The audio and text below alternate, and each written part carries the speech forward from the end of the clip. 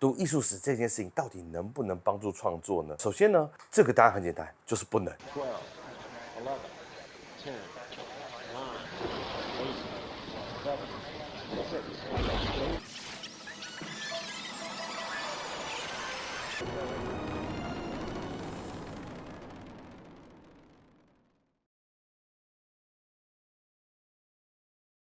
Hey yo, welcome to Pendiver 这关于绘画及画家频道，我是画家杨力。我们今天聊一个什么样的课题呢？我们今天要聊到底创作者该不该学艺术史。在讨论这个问题之前呢，我特此先声明一下，我这边讲的创作者，并没有刻意的去区别画家或是艺术家这两个概念。在今天这期节目当中，这两个是可以放在一起，当做同一群人来讨论的。每次在很多评图的场合，当我跟很多在校生在接触的时候，我都发现，当我拿出艺术理论或艺术史、绘画史里面在聊的时候，他们都会有蛮多不同的丰富的反应，但是有几种反应是占据大多数的。有人一听会觉得有一种说不出来的烦躁，甚至有一种反抗感。杨力，你又拿一个很大的东西在砸我们，在 K 我们。他们的说辞往往是创作是自己的事啊，读这些知识的框架是没办法帮助我创作的啊。还有另外一种人，他是有一种漠然，好像世界有千百本书叠起来的一座知识的高墙，他无法逾越。无法逾越还不是重点哦，读就算了嘛，一本本看。但是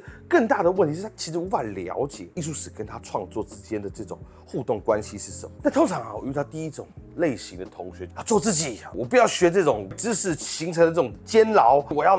所有东西来自本源的，我都会跟他说，其实说实在的今天你有没有真的要学艺术史，不是很重要，因为这跟你自己的创作心态最有关系。简单说，如果你今天关在家里，闭门造车，自己画自己爽，那你完全可以不用艺术史啊。正如同我们上一期讲到的那些画师、大师班的老师，他们很多人也是在不认识艺术史的情况底下，不知道整个艺术世界或绘画世界别人做了什么的情况底下，去教你画画、教授技法，这完全是 OK 的，没有问题。可是我就有个问题啦，如果你是这样子的人，那你今天干嘛来美术学院？干嘛来大学院校里面受教育？甚至干嘛想去寻求一个展出的机会呢？如果真如你所讲的，你是一个世外高人，你只管做自己，这些所谓的去学校演讲、有画展，完全是一件不必要的事情，不是吗？你就是乖乖画自己就好。而且我觉得这些人有这种心态，其实我也可以理解了。会有这样的心态的原因，是因为他们在学画的过程当中，他们是先接触到一个技法，参加了某些比赛，什么全国美展、师生美展等等这些比赛之后，一路上到大学的这一切的过程当中，艺术史可以不存在，也不影响他的创作啊。所以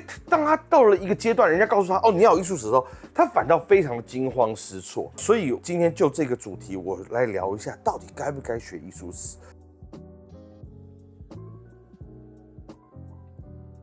如果你是想成为一个被人认可的创作者的话，那你一定要学艺术史。原因是什么？当我们谈到你要被人认可，你就把你自己置于社会当中，置于一个庞大的人际网络当中。如果只有你自己画，认不认可不是问题，那就是你跟你自己的事情。那当你今天出去，你要被人认可的时候，你要学会知道外面世界的知识以及语言嘛。那可以说，在艺术界当中，知道这个知识就是等于说知道这样的一种语言，它也能够用一种很扎实的方法告诉你说，你的创作处于这一个人际网络里面的什么节点、什么范畴。你更知道你今天做这个行为，它的根源是什么？藉由这个根源，在史上你要的力量，不管是对于以前的过去进行一种质疑、反抗或创新，你都需要这样子的一个背景知识，让你的底气可以更硬一些。再来第二个原因是什么？就是避免陷入重复发明的陷阱。你试想，你就是在家闭门造车，每天修炼身心灵，然后努力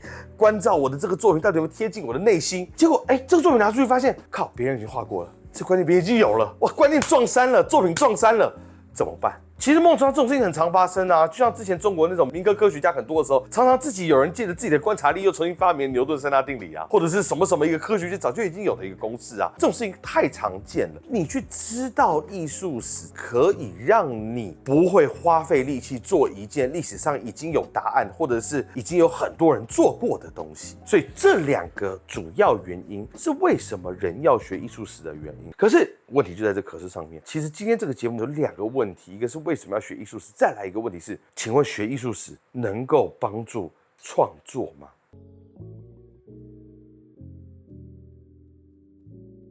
我我相信我问出这个问题，大家心中已经有一些奇妙的反应了。因为这句话在我们大学常听到，就是当一个人他今天遇到了发展的一个瓶颈的时候，他去找老师，然后老师就是说啊，你把画笔放下吧，你把雕刻刀放下吧，回过头来看看书本，看看别人做了什么，或许这可以让你有更突破一点的灵感。读艺术史这件事情到底能不能帮助创作呢？首先呢，这个答案很简单，就是不能。为什么？我听我论证一下。艺术史其实顾名思义，艺术是前面那个形容词，史才是那个后面那个名词，才是它的本质，所以它还是一种史学的东西。它是一个关注往回看，关注艺术一路以来从以前到现在这个中间过程的一门历史学问。它就是一个面向过去，把过去的东西书写，然后整理出来的一门学科。那创作是什么？创作本质上是一个人在创造历史，这个创作者是历史的最前缘，这个艺术史是在后面不停在追的一个滚带，随着你的跑，艺术史就在追；随着你的跑，艺术史在追。可是你前面是没有东西的。很多人会以为艺术史是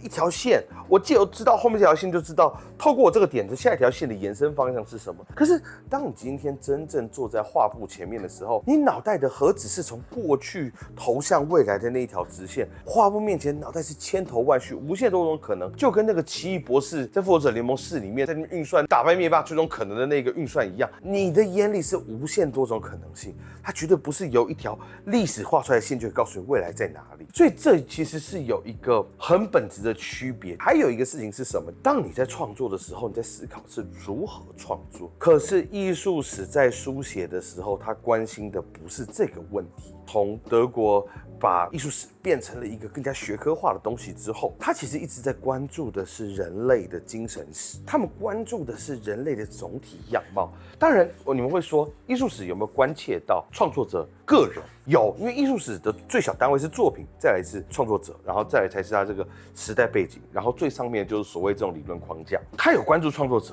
在第二层的时候，可是各位要知道，在旁边观看创作者跟你本人是创作者是两回事情嘛。某种程度上，艺术史是由艺术史家写成，它像是一个把创作者放到了手掌上，然后再看他，哦，你干了什么什么，哦，你干了什么。但这一个书写者，他没办法进到他身体里面，知道他为什么这么干，或他下一步要怎么干。所以作为一个史家，你只能看，哦，这个人17岁干了这个，18岁干了这个，19岁干了这个，而这个创作者继续活着的话，他历史还在书写，他书写的内在动力反倒更多的是从他的直觉，他的这种情感。当然一部分也在于艺术上的知识，这个我们不可否认，但只是占一部分，他有另外很大部分是这些直觉、情感，他个人兴趣，他是谁，他想干嘛来做延伸的。从这样的角度上来讲，艺术史是不能够提供给创作者答案的。学艺术史能不能帮助创作？我觉得它只能帮助你躲开我前面的那两个问题。第一个是知道脉络，知道别人都干了什么，再来就是不做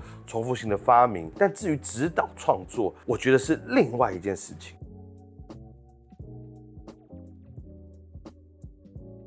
那讲完这件事情，我们要来聊一聊艺术史它大概是个怎么样的一个发展轮廓。你们会说，那艺术史不就从以前排到现在吗？不是，其实艺术史本身也有自己的艺术史学的历史。艺术史并不是我们今天一睁开眼睛就是我们今天看到这个样子。其实最早艺术史从文艺复兴瓦萨里开始，他写的那本书，他其实当时描述的是很多这种艺术家的个人传记。当时的很多我们现在称为艺术史，但当时不叫艺术史的这些著作，其实很喜欢聊什么，比如雇主啊、藏家啊，跟画家之间的关系。然后那个时候基本上聊也是围绕着名家名作，直到差不多19世纪的时候，在德国开始有了一批人把艺术史变成一种学科，因为当时他们一直在建立一种历史科学，所有东西，所有人类所知的知识，在西方社会当中，他们一直想把它建立成一个正儿八经的一个严肃的学科。在那个情况底下，建立了我们现在大概知道的这个艺术史的范畴，也开启了我们现在很多对于艺术史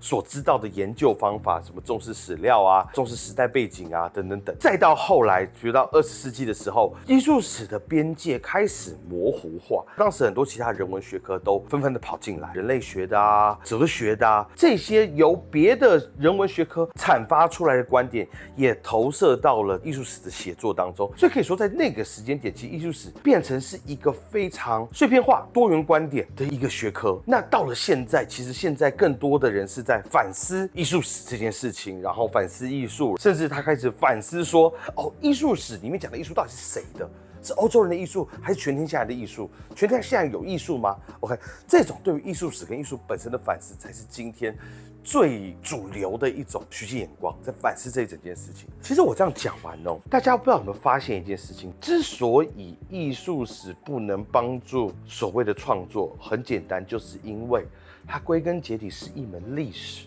是门历史学科。各位要知道，在人文科学的范畴里面，有一个最经典的一件事情，就是人文科学很多东西是不可重复实验出来的。简单说，在很多科学的领域当中，我们要讲究一个东西，之所以是真，就是它的这个实验结果在实验室底下是可以重复出来的。而人文的学科一直以来有这个问题在，就是它能不能很好的再度被重现。这也是为什么艺术史没办法帮助到你。很简单，不要说艺术史，就连经济学，有人会期待自己看完一本宏观经济学，然后明天开始股票就开始知道怎么做了，可以预测各种东西涨幅，预测世界大事吗？这个你学算命搞不好比较快嘛，是不是？这种人文科学的东西当他今天推出个定理的时候，有时候好玩的事情是，它甚至会因为定理的推出改变了人们的选择。人跟历史的很多因素永远是交互作用的，这个东西它无法浓缩成一个定理，这也是为什么它其实没办法真正帮助到创作者的原因。但是诚如同我们第一段讲，如果你真的有一个目标，就是我想成为受人认可的一个创作者的话，那你一定要了解艺术史，因为艺术史本身就是一门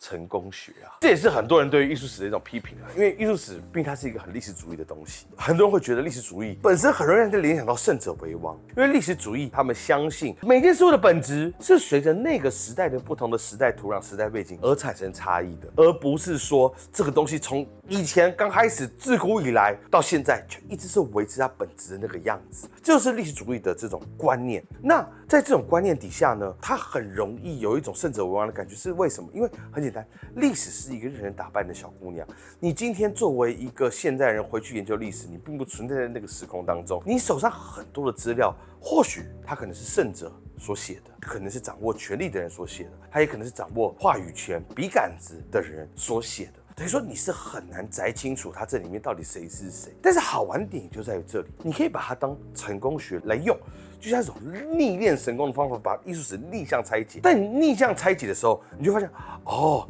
这里面的每一个案例，它或许有什么共性，是一个你可以值得学习的东西。其实所有的艺术史里面描述的所有创作者，都可以说是一种意义上的成功者，要不然你根本就不会知道他。真正的失败者，并不是他失败在你眼前，而是他根本没存在在你的脑海里面过嘛。哪怕是像梵谷这样子死后才有名的人，他毕竟还是有名了。所以我倒不反对把艺术史当作一种成功学来看。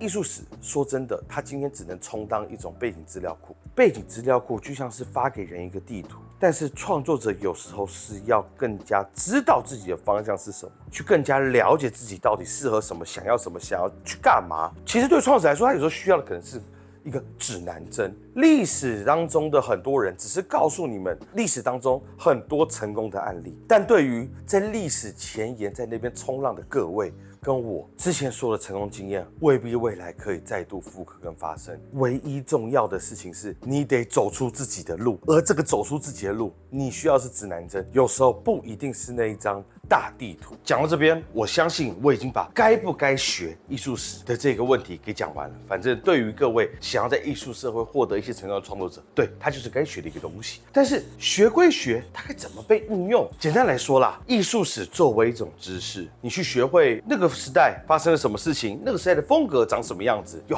哪几种绘画方式在历史当中曾经出现过。艺术史作为一种知识，你可以去学它，但什么情况下是一种误用呢？就是当你今天把艺术史当成一种思考创作的方法论，当成一种思考创作的思考工具的时候，那它大概率是失效的，因为那毕竟是一个面向过去，然后善于整理跟书写，而不是在创新的一个学科嘛。就像我们节目早先前的一个比方一样，你怎么可能奢望一个人靠着观看一本宏观经济学来学会怎么做股票投资呢 ？OK， 在这边我祝各位可以找到自己的指南针。好，那讲到这边，节目就应该就结束了。但是我要做一个预告。其实我刚才讲完之后啊，各位有没有觉得有一件很好玩的事情？就是，杨丽，你刚才说的艺术史好像都是白人在书写的，好像都是从欧洲来的。请问一下，这样子的看法真的客观、真的普世吗？这个问题难道我们不需要讨论吗？我们不需要讨论为什么今天身为台湾人，身为在东方一个小岛上的一个创作者，我们